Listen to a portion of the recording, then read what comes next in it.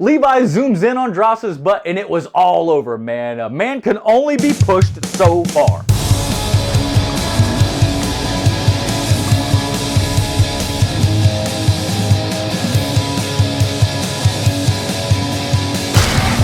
Welcome back to HMP. My name is Adam, aka Movie Anthony Fantano with hair. Yeah, I've seen the comments.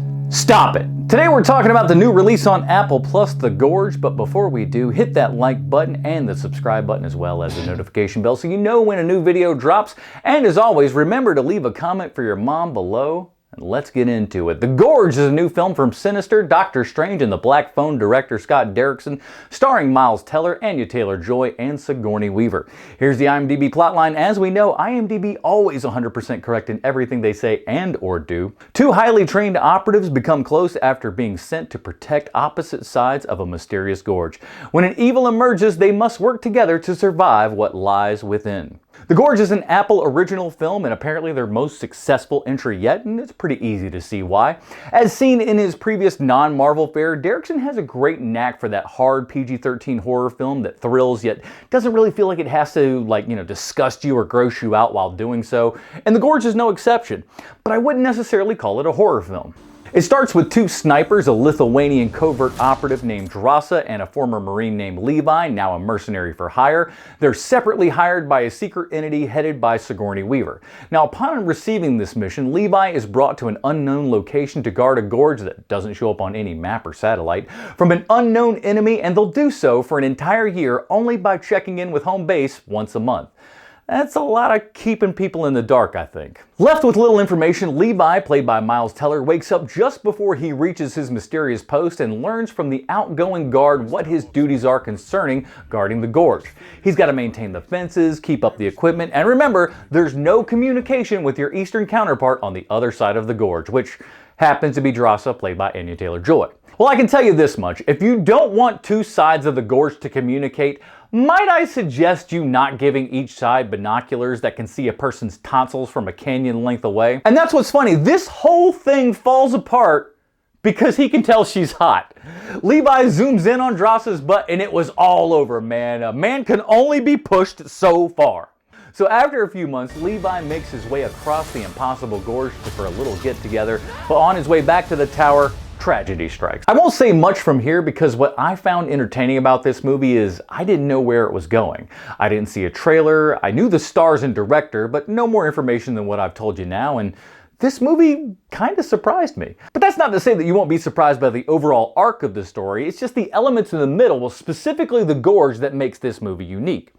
Now, I won't get into what's in the gorge or what it looks like, save for the fact that I thought it looked interesting and unique, if not a little bit familiar.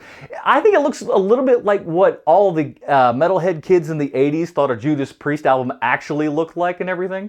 And the designs on what we learn early on are called the Hollow Men. They're pretty fairly unique and varied, and you do find out why that is later. Oftentimes it seems like our characters know everything they need to know when they need to know. It's just, oh, I happen to find the thing that answers my question. And nearly every decision they make is the right one. You got dropped off in a, unknown country, yet you seem to navigate it as if it was home base. No one really ever gets lost, if that makes sense. But you got to keep the movie rolling. I understand that, so you go with it. But one of my complaints about this movie is also interesting, both of the stars' complaints about this movie.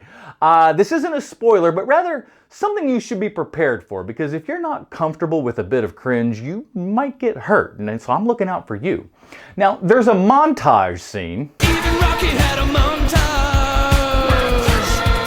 where our heroes play, get this, chess.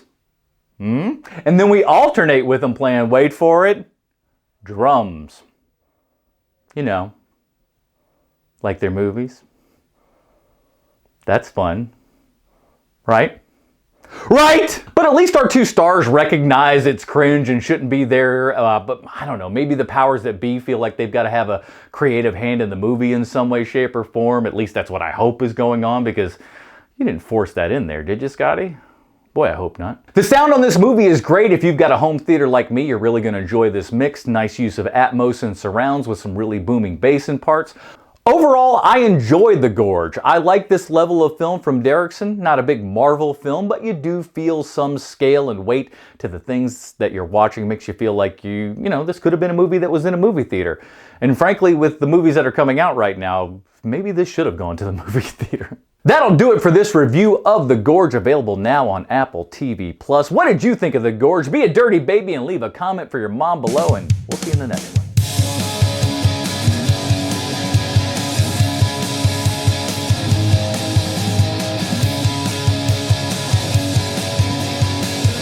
But it's the elements.